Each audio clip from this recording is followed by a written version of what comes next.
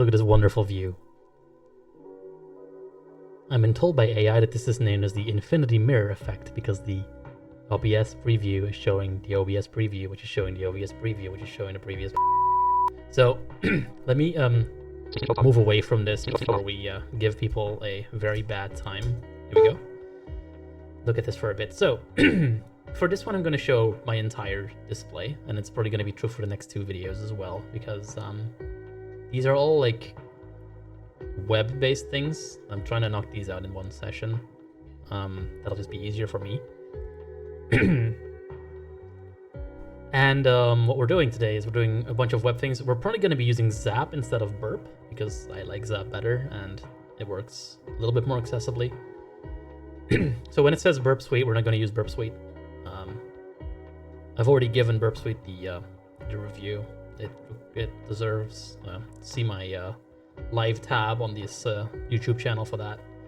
And I don't want to give them more business, so I'm trying to do this with Zap as good as we can. I'm not very good at using Zap, so this might be a little slower than we're used to, but hey.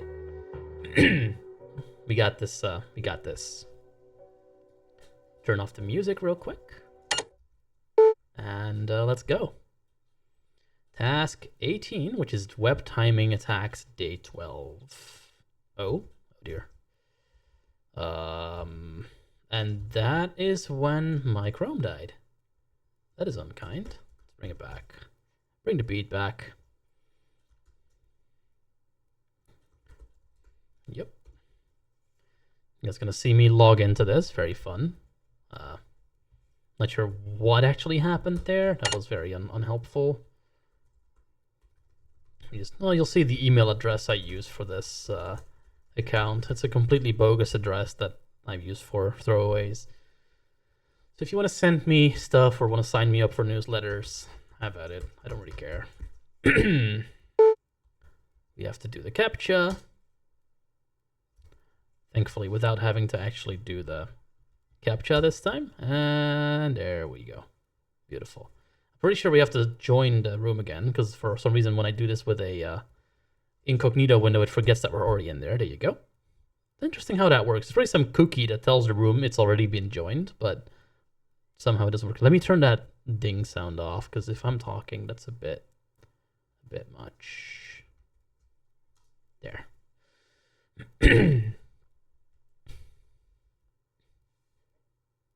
Is this where my NVDA crashes as well? Is it going to be one of these kinds of videos? Oh no, there it goes. All right. Let's go back to where we were.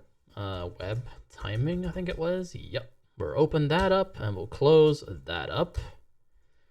Like I said, web timing attacks day 12. If I can't steal their money, I'll steal their joy! Exclamation point. Oh, here we go. The story. Excuse me while I cough.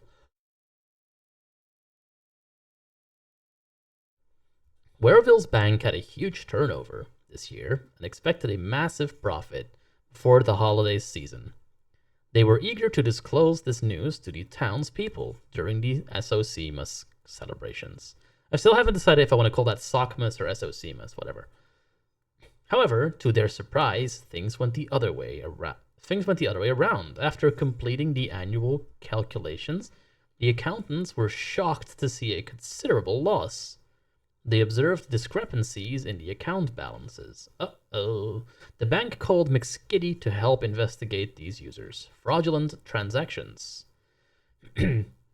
Upon analyzing the bank's website's transactional logs, McSkitty found some interesting transactions.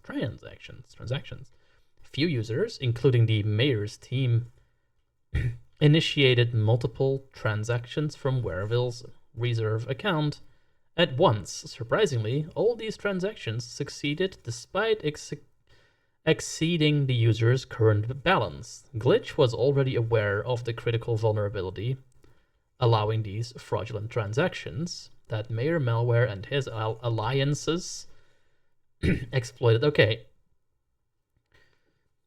I'm going to get on my soapbox here for just a little second here and say that I'm completely cool with English not being your first language, and that's fine, but run it through a proofing tool?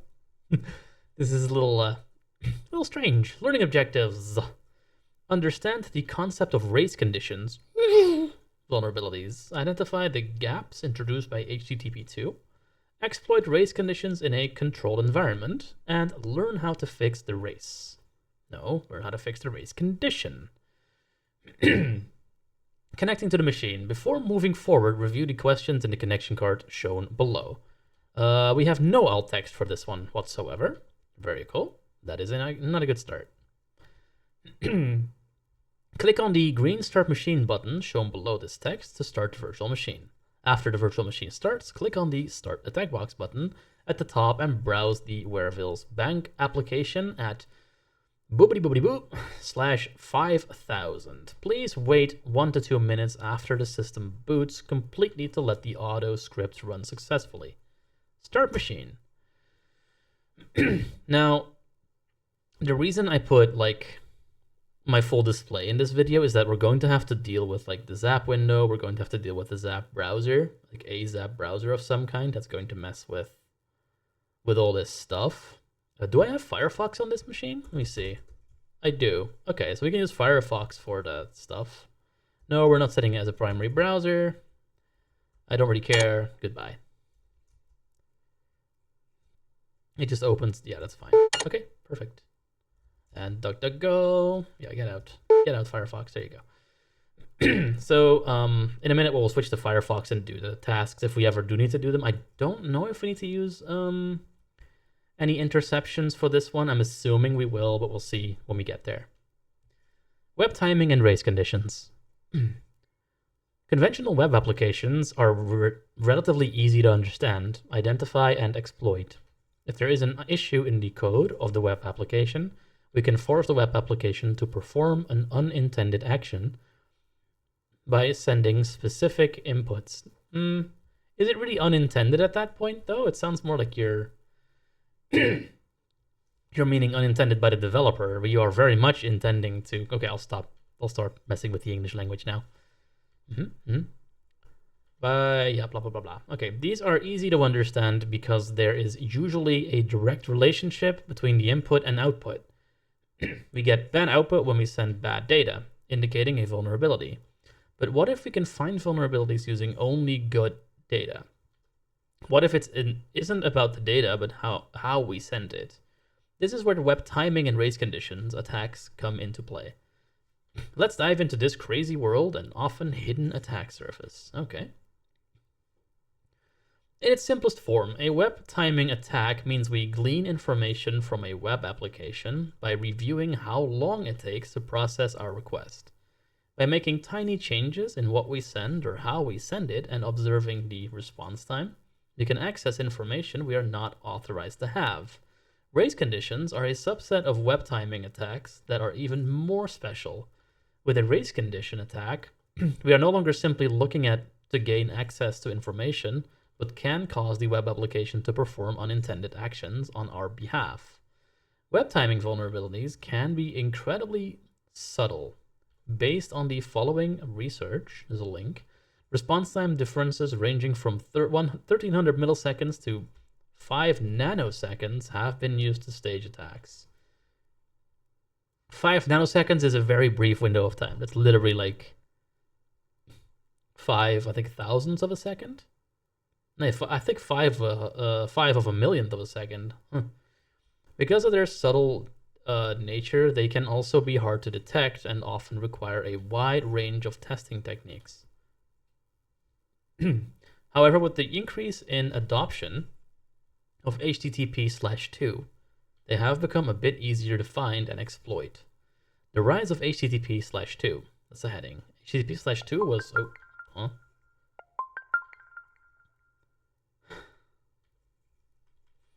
So right now I just got a pop-up that says, "Great job, you have completed a focus period. Your break 5 minutes starts now." I clicked the focus button so I wouldn't get any notifications on my display. And what does it do? Toss a notification on my display about the fact that I'm in a focus mode thing. What the Windows? Anyway, HTTP was created as a major update from HTTP, the protocol used for web applications. While most web applications still use HTTP 1.1, there has been a steady increase in the adoption of HTTP 2. as it is faster, better for web performance, and has several features that elevate the limitations of HTTP 1.1. Elevate the limitations? I hope not. However, if implemented incorrectly, some of these new features can be exploited by threat actors using new techniques. A key difference in web timing attacks between HTTP 1.1 and 2 is that HTTP 2 supports a feature called single packet multi-requests. I'm sure that's already been shortened to SPMR, whatever. Network latency, the amount of time it takes for the request to reach the web server, made it difficult to identify web timing issues. It was hard to know whether the time difference was due to a web timing vulnerability or simple network latency difference. However, with single packet multi-requests, we can stack multiple requests in the same TCP packet, eliminating network latency from the equation, meaning time differences can be attributed to different processing times for the requests. This is explained more in the animation below. We do have a graphic for this in alt text. This is an animation showing how HTTP 1 and HTTP 2 deal with timing differences. It doesn't really say what's on the image, but at least there's something, I guess. With network latency a thing of the past, only server latency remains, making it significantly easier to detect timing issues and exploit them to recover sensitive information. Typical timing attacks. Timing attacks can often be divided into two main categories. 1. Information disclosures. Leveraging the differences in response delays, a threat actor can uncover information they should not have access to. For example, timing differences can be used to enumerate the usernames of an application, making it easier to stage a password guessing attack and gain access to the accounts. Or race conditions. Race conditions are similar to business logic flaws in that the threat actor can cause the application to perform unintended actions. However, the issue's root cause is how the web application processes requests, making it possible to cause the race condition. For example, if we sent the same coupon request several times simultaneously, it might be possible to apply it more than once. For the rest of this task, we will focus on race conditions. We will take a look at time of check to time of use, TOC, TOU flaw. Let's use an example to explain this as shown in the animation below. I don't think we get any alt for that. Oh, we do. Demonstrating a time of check to time of use vulnerability caused by a race condition. Okay, well, it doesn't really show what that says, but okay. When the user submits their coupon code, in the actual code of the web application, at some point, we perform a check that the coupon is valid and hasn't been used before. We apply the discount, and only then do we update the coupon code to indicate that it has already been used. In this example, between our check if the coupon is valid and our update of the coupon being used, there are a couple of milliseconds where we apply the coupon. While this might seem small, if a threat actor can send two requests too close together in time, it might happen that before the coupon is updated in request 1, it has already been checked in request 2, meaning that both requests will apply the coupon. Winning the race. Now that you understand basic concepts related to race conditions, let's explore how this vulnerability occurs in a real-world scenario. For this, we will take the example of the Warville, oh, this just got dark. It says Warville banking application hosted on, here's the IP, 10.10.2020, 225.50. And we'll put it, for now, we'll put it in a Chrome tab. I think we might need to put it in Burp Suite of Zap soon, but let's put it in here for now. At least it loads. Oh, hello, Windows, we're back. Yeah, thank you. This application allows users to log in and transfer funds between accounts, intercepting the request. Oh yeah, we're definitely doing Zap. Before we start intercepting requests, we need to configure the environment so that, as a pen tester, all web traffic from our browser is routed through Burp Suite. This allows us to see and manipulate the request as we will use, yeah, okay. As we browse, we will use Burp Suite, a powerful web vulnerability scanner, to intercept and modify requests for this exploitation. You can access Burp Suite in the attack box. On the desktop of the attack box, you will see a Burp Suite icon as shown below. Burp Suite icon graphic with alt text. Once you click in the icon, Burp Suite will open with an introduction screen. You will see a message like "Welcome to Burp Suite." Click on the next button. Okay, Burp Suite splash screen with the alt text. On the next screen, you will have the option to start Burp. Click on the Start Burp button to start the tool. Now, Zap does a very similar thing. It'll ask you if you want to persist the project or not, and then you'll start it. I've already done that for our sake, and I've opened the Quick Start tab for when we need it. Once one has started, you will see its main interface with different tabs such as proxy, treater. So Burp Zap again has very similar tabs, just calls them very slightly differently. Inside, once you click the Settings tab at the top right, you will see Burp's browser option available under Tools. Allow Burp's browser to run without a sandbox option. I don't think Zap has an equivalent to this, so I don't think we need to do this. I'm just going to, in a second, tell Burp to open Firefox while it's also intercepting Firefox. At which point, we can just look at the thing ourselves.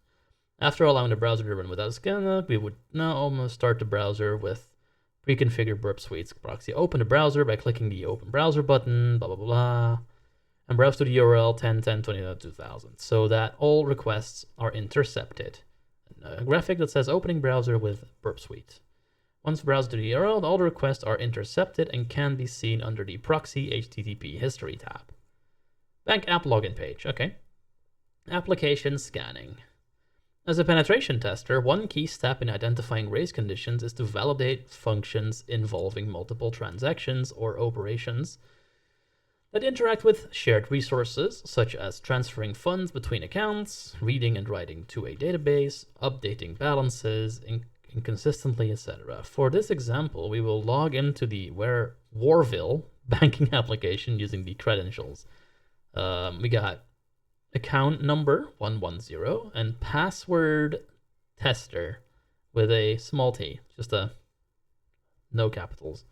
Once logged in, you will see the following dashboard that will contain the following two primary functions. Okay, there's a screenshot with the alt text bank app dashboard showing balance. And that's all we get. You will see two functionalities. Logout, which probably doesn't involve simultaneous tasks. The next is fund transfer, which includes deducting funds from the account and adding them to another account. As a pen tester, this should be an opportunity for an attack. We will see in detail how, as a pen tester, you can test or exploit the vulnerability. Okay, verifying the fund transfer functionality. Okay, we will browse the bank application and perform a sample transaction inside the browser. This will generate multiple get and post requests, and whatever request we make will be passed through the Burp Suite. Let's actually go do that in Firefox. I'm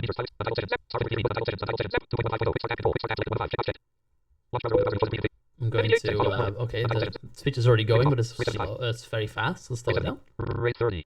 There you go. Combo box Firefox collapsed. Yep, that's fine. Launch browser, open the browser you've chosen. Checkbox checked. Select. Combo box edit. So amusingly, I turned on a checkbox, which I think is for the HUD, which would actually make our life a little easier. But I'm not 100% sure because the checkbox for it is unlabeled. Guys, if you see this, fix that, please. Page left. So HTTP 10.10.225.50. Select. We're gonna go and checkbox checked. Launch browser. Open launch the browser. Zap dialog. The provided browser was not found. HTTPS. Untitled session. Zap 2.1 combo box Firefox collapse. List Chrome. Try Chrome. Launch browser. Open space. Data. Google Chrome. Data. Management area. Frame out of frame. Left out of frame. Unlabeled graphic to take the tutorial. Continue to your target. Out of frame. Left panel. We'll not do the tutorial for now. That's I see an all stream later. For right now, we'll just use the thing as is. Oh, fuck off. Great job. You have completed your focus session. Want to start another one? Leave me alone. Out. Scope. Off. Break. 0. Show / enable. 0. Page alerts. High. 0. Page alerts. Medium. 0. Page alerts. Low. 0. So this is the HUD. We don't need bottom drawer this frame right history now. region table with 1 row and 7 columns. Account number edit required. Account heading level 2 login. So we're going to log into this. Burp is going to intercept everything. 0 password edit start. Management area. There we are. Dollar heading level So 1. the one thing about this is that every time we load the thing, it's the management area for the thing is going to come up for the HUD. It just does mean that you don't have to go into the burp suite of the zap thing as often. Growl HTTP out of frame bottom drawer frame history region table with out of slash dashboard and frame it equals growl out of frame heading level $1 heading level 2 Wareville Bank. Wareville Speed mode Bank. off. Okay, log out. So let's do a transfer. Welcome, tester. Thank you. Balance is $1,000. Transfer money. Target account number. I don't know what the target account number is. Let's go back to this thing here. As shown in the figure, our current balance is $1,000. We will send $500 to another bank account with the account number 111. And while doing that, all our requests will be captured in the Burp suite. In the Burp suite. The suite where the burps happen. Okay, let's go do that. Let's put the number in, 111. Target account number, and then we have amount to transfer is $500. $500. And capture away, zap. Boom, now we only have $500. And also that took forever. That's very slow for just a thing. Okay. And you will see the following message indicating that the amount has been transferred. Bank app displaying message after successful transfer. We don't get to have the message be told to us, so let's have a see what we see. The message says success, transaction ID, file, a whole bunch of things. Do we get a flag? No, it doesn't look like we do. Okay, let's continue. Now let's review the fund transfer HTTP port. Post request logged into Burp Suite's HTTP history. Option under the proxy tab. An alt text that says Burp Suite with intercepted requests. At this point, you might as well just give me the highlighted one that you think I should look at. The above figure shows that the /transfer endpoint accepts a post request with parameters account number and amount. The Burp Suite tool has a feature known as repeater that allows you to send multiple HTTP requests. We will use this feature to duplicate our HTTP post requests and send it multiple times to exploit the race condition vulnerability. Right-click on the post request and click on Send to Repeater. I will honestly say I'm not super sure how to do that in Zap. We'll see once we actually need to do this practically how to do it. Now navigate to the Repeater tab where you will find the post request that needs to be triggered multiple times. We can change the account number from 111 and the amount value from $500 to any other value in the request as well, as shown below. Graphic with the alt text repeater option in Burp Suite. Okay, very helpful alt text. Thank you for that. Place the mouse cursor inside the request inside the repeater tab in Burp Suite and press Ctrl R to duplicate the tab. Press Ctrl R 10 times to have 10 duplicate requests ready for testing. Duplicate, okay. Now that we have 10 requests ready, we want to send them simultaneously. While one option is to manually click the send button in each tab individually, we aim to send them all in parallel. To do this, click the plus icon next to request 10 and select create tab group. This will allow us to group all the requests together for easier management and execution in parallel. Okay, I will say I do not know how to do that in Zap, but we'll see. After clicking the Create Tab group, a dialog box will appear asking you to name the group and select the requests to include.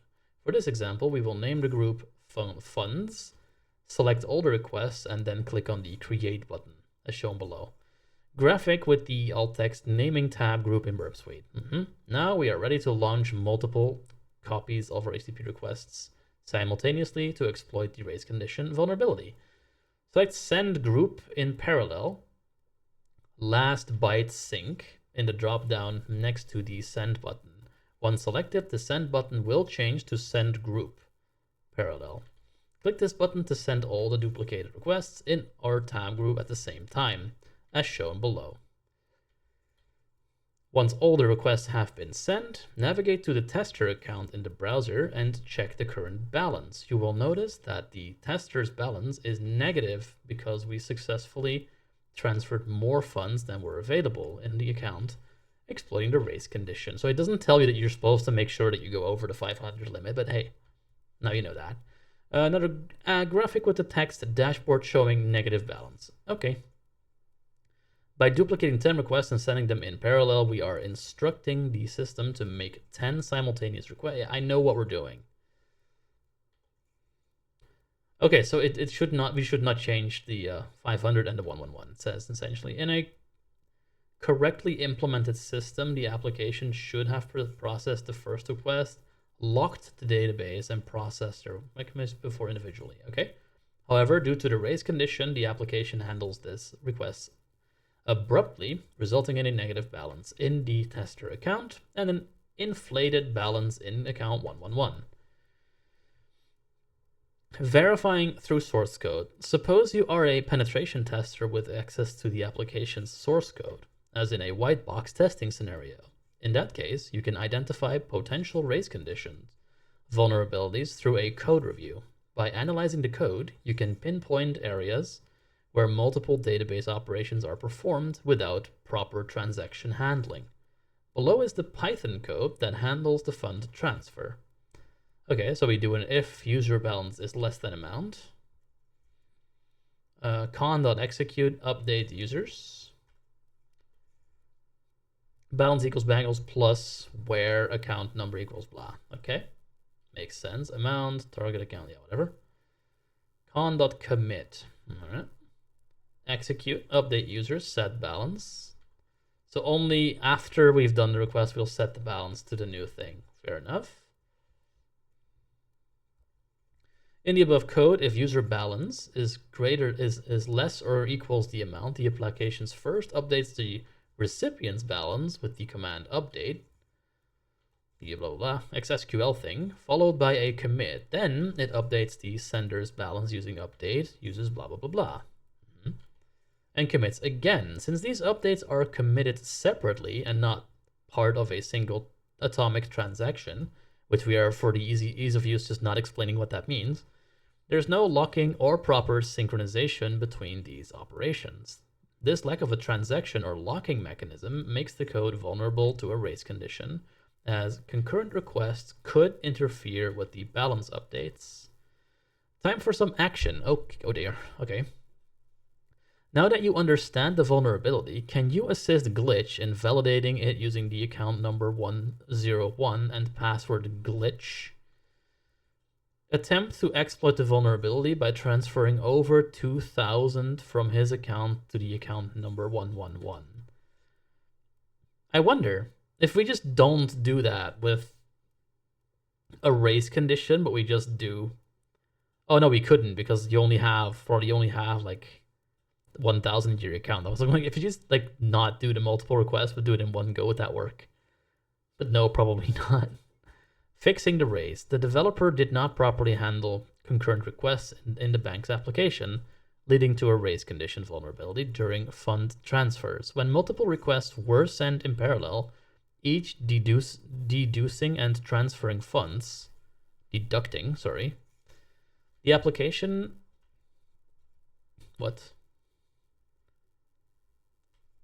the application, and then suddenly a graphic that says glitch thinking how to fix the race, processed them simultaneously without ensuring proper synchronization. This results in an inconsistent account balances, such as negative balances in the sender's account and excess funds in the recipient's account. Here are some of the preventative measures to fix the race. 1. Use atomic transactions. The developer should have implemented atomic database transactions to ensure that all steps of the funds transfer, deducting, and crediting balances are performed as a single unit.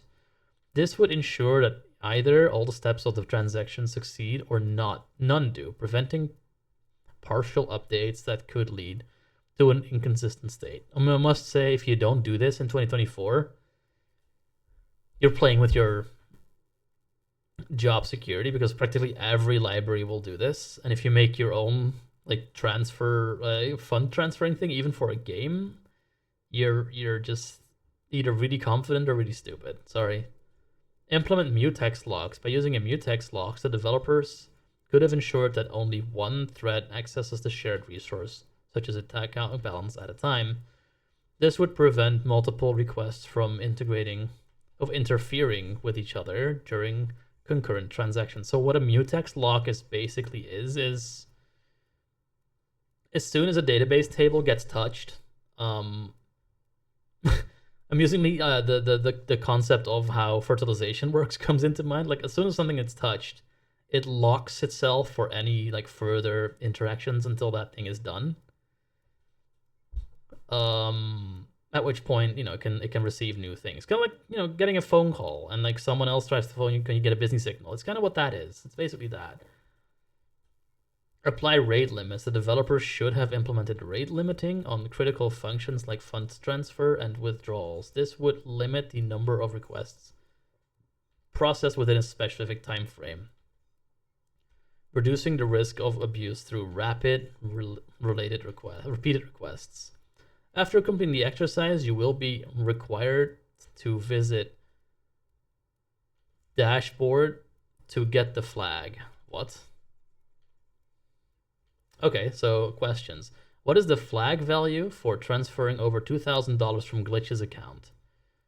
Oh, that's the only question? Okay, well, that's a bit of a letdown. All right, well, let's see if we can figure it out in Zap here. I have no idea how to do this. We're going to work it out together. If it's even possible. It's probably possible, to be fair. I just don't know how. Speech mode. Out of table, out of manage or frame history region. No next land account number as required. Oh yeah, the HUD, the HUD for Zap has some ARIA and landmarks and roles and things. That's actually yours truly who added those. It was a very much of a rough shot thing. Most things have things, but definitely some things could definitely be better labeled. I'm really just I didn't do them better because I don't know how to Angular. I don't know if this is Angular. Account number. Account number as required. 1. It's a little better than it was. It's usable. Just to sort of get used to everything. And there's a tutorial that's pretty good at telling you. Heading level 2 Wareville Bank. Okay, so now we are logged in. Let's see how much we have. Heading level 1. Visited heading level 2. Heading level 2 balance. $2,000. So we have $2,000 and we need to send like more than 2,000. So I'm going to target account number as required. Make another thing. Where are we supposed to send this to? Let me see. Try time for some action. Heading level 2. Find try now that you understand the using the account number 101 and a password glitch. Attempt to exploit vulnerability by transferring over 2,000 from his account to account number 111. Okay. So we need to send it to 111. I'll do 200 right now. 0 Transfer.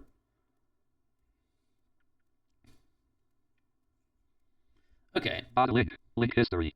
So let's look here first. Let's look at what we can do from the HUD first. Link WebSockets. We got history, WebSockets, show and hide duty, open settings, open and close history things. region table with one row out of set. Show link we out need of to frame repeat site alert 0 site alert 0 site alert 0 site 0 tab off act star h star spike star site unlabeled out of frame left page alert 0 page alerts low 0 page alert 0 page alert 0 shows 0 I forgot to put this in scope, which I think you need to do. Out of frame left panel frame out scope out scope off rate off. Now scope, it's okay. Out. Unlabeled out of frame manage out of out. Scope on. Rate 0. Show / enable 0. Page alerts high 0. Page alerts medium. Okay, so let's do this again just in page case, 0. because I don't think bottom door frame history column 2 edge of table captured. status. Nope. Column 5 filter edit. Again. Target account number edit required. 1 amount to 2 0.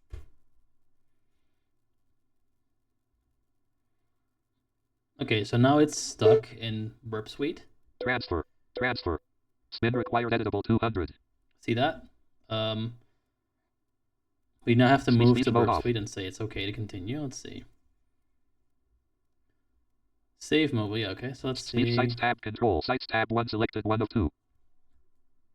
Tab 0 2 of 2. No next. Okay. Preview context selected expanded level 2 default context. Level. Yeah, that's fine. Preview. Site selected expanded 1 of 1 level 2 https//update.go https/https//http. Is that how many ads I'm seeing here? Let's see. Level 3 get post. So here we have a post. Account number password selected 3 of 6 level 3. That's for the thing. Static selected post transfer. Here's the transfer. So if we right click this, can we put it in repeater? Attack menu checked. Break. Delete. Exclude from menu checked. Exclude from menu. Run application menu checked. New alert. Include in context. Include site in context menu checked. Include in context menu checked. Exclude from context flag as context menu open / resend with request editor. Open in requester tab. CTRL plus open. URL and browser open. URL and system browser. Show in history tab. Manage history tags. Jump to history. I copy. Save. Let's have a look Save what we all. can do Save as raw here. menu. Save as. Exit. Save as. Generate. Limit request rate menu check. Generate anti. CSRF. Test. Limit refresh sites tree. Attack menu checked. Break. Delete. Run new. Exclude flag as context. Open slash res. Open in requester. Open. URL I and think browser menu requester checked. is what we want. Open So we're going to open this in tab. requester CTRL tab. plus W. Control W apparently is how you do Untitled that. session. There we Zap go. 2.1. Requester tab control. Requester tab 1 selected. Break tab 0. Tab 0. No next. No Yeah, we next. got Break request response requester, tab 0. break, Response tab. response. Request tab 0. Quick start tab 0. No previous. 2 tab control. I 2 think tab this is request where we tab go. control. Yeah, Request so tab let's have 1 a combo look. box method collapsed.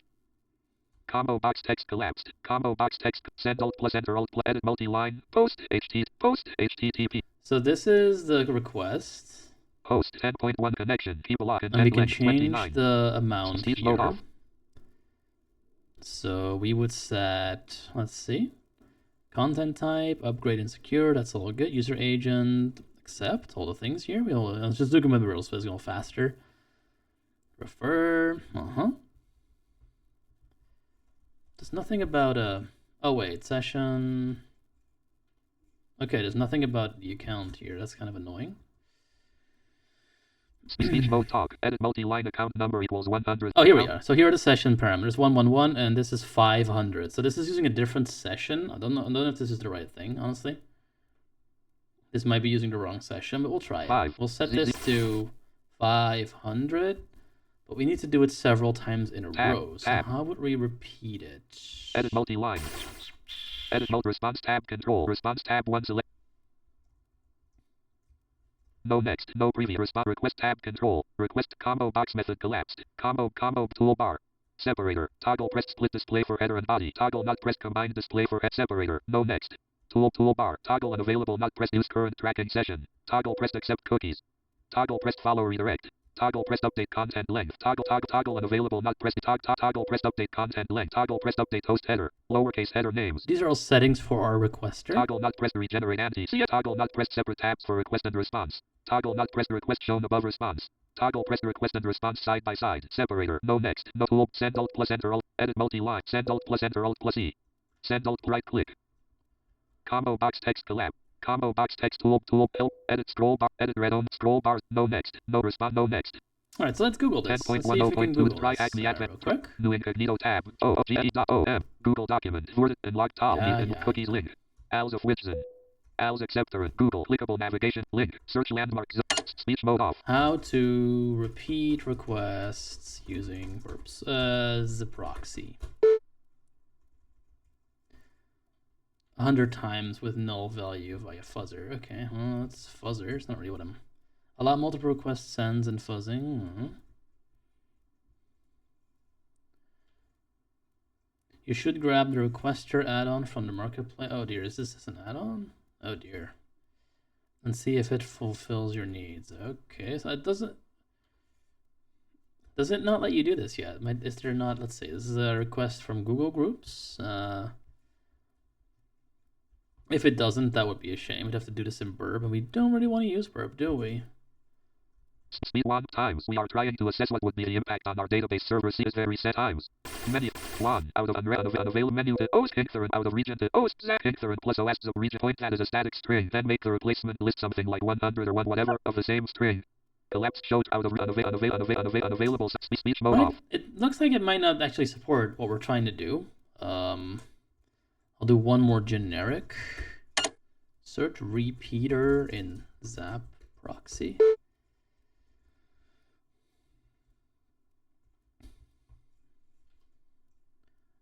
Hello, is there any new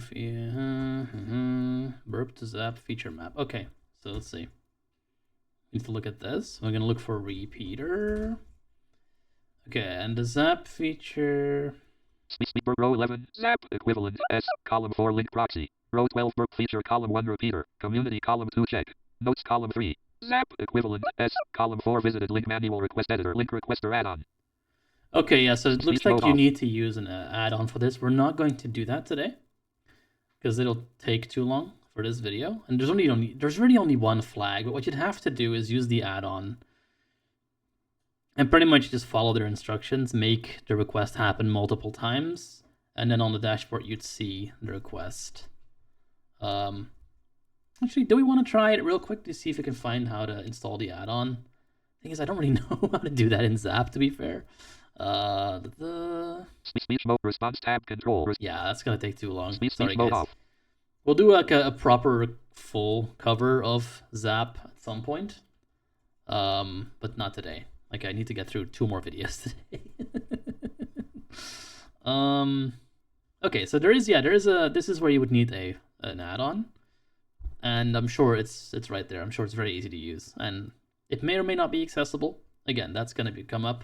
For now, I'm just gonna give you the flag. Let's find it. This is day 12. Gonna go back to my here. Yep, come on. There. Yeah, this is day. Let's see. Out of region collapse task 17 Wi-Fi attack. Yeah, this is day 12. So we're gonna go look at day 12's right up.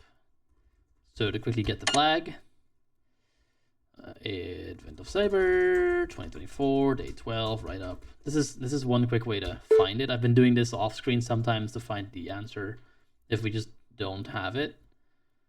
I hope I don't put someone under the bus by doing this, because you're not supposed to put them in articles, which I think is a very dumb thing to do. What is the flag? THM left brace 1 _ the _ race _ 007. Not sure what the thing is with 007 this year, but I've seen that several times already. All right.